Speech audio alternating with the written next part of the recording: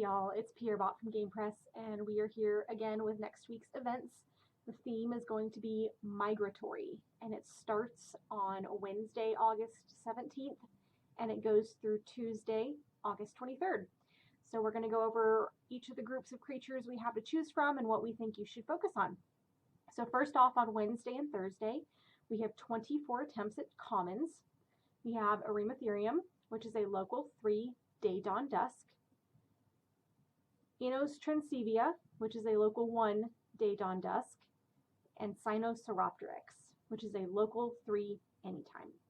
I think Enos or Sloth, or Migratory, what we call the Sloth, is going to be your best 2 options. Enos you're going to need quite a bit of to get for the hybrid Alberticevia, which is still very strong in the current arena. But Migratory, if you are focusing on tournament creatures, that one's actually pretty good, especially in the Commons tournament. And it also has a hybrid that's going to be available to use in the Legendary tournament we have coming up pretty soon. So I think those 2 are going to be your best options for the Commons. The epics are actually going to be broken up into 2 different groups. So on Friday, we have 9 attempts at Lystrosaurus, which is a local 3 anytime, Microraptor, which is a local 2 anytime, and Pyroraptor, which is a local 2 anytime as well. I think Microraptor is going to be the more popular of the 3 for Friday, especially since it's the newest creature out of the bunch. And a lot of people are trying to get that hybrid. So I think Microraptor is going to be your best option. Saturday and Sunday, we get 9 attempts at the continental creatures. So we have Rinchania, which is Asia, Africa, Oceania, and Middle East. Stegosaurus, which is a North and South America only. And then Struthiomimus, which is a Europe only. So this one's going to depend on where you live. Obviously, if you live in Europe, you're going to want to go for either Stegosaurus or Rinchania. If you do not live in Europe, go for Struthiomimus. That's going to be the best out of the 3. But we understand that European people, a lot of y'all already have that hybrid leveled up. I do think Rinchania's hybrid is a little bit stronger than Stegosaurus. So I think if you live in Europe, then Rinchania is going to be your best option. Hopefully Stegosaurus and Rinchania get a little bit of, those hybrids get some love soon, because of all the hybrids that the continental creatures have, Struthiomimus's hybrid is far and beyond the best of the 3. So go for that one. If you live in Europe, go for one of the other 2, basically.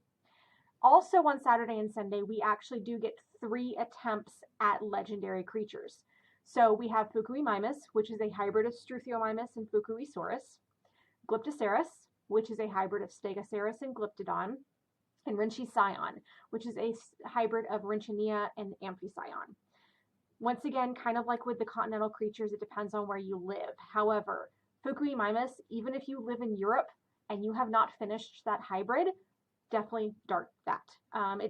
It's overall the best of the 3 by far, and it's particularly strong in tournaments, in the legendary tournaments, and we have one coming up this month. We have a skilled as well as an advantage legendary tournament. So I think Fukuimimus is going to be your best option. If you already have that one completed, I would say Rinchi-Scion is going to be the best second. Once again, poor Glyptoceras, it's just not the best hybrid in the world, and I think of all the 3, it is the weakest. On Monday and Tuesday, we have 24 attempts at rares. We have Archaeopteryx, which is a local 3 day, dawn, dusk. Dreadnoughtus, which is a local 3 day, dawn, dusk. Megalonyx, which is a local 1 night, dawn, dusk.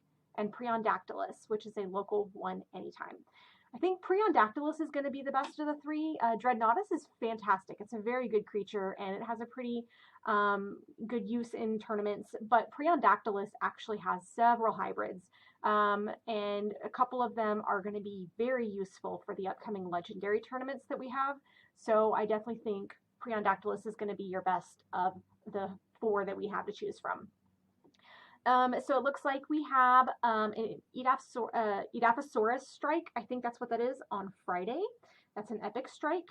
The scent this week looks like it's a medium theropod scent, which is like the medium counterattackers such as Carnotaurus, Carno and Mega, and those types of medium counterattackers is what that one's going to consist of.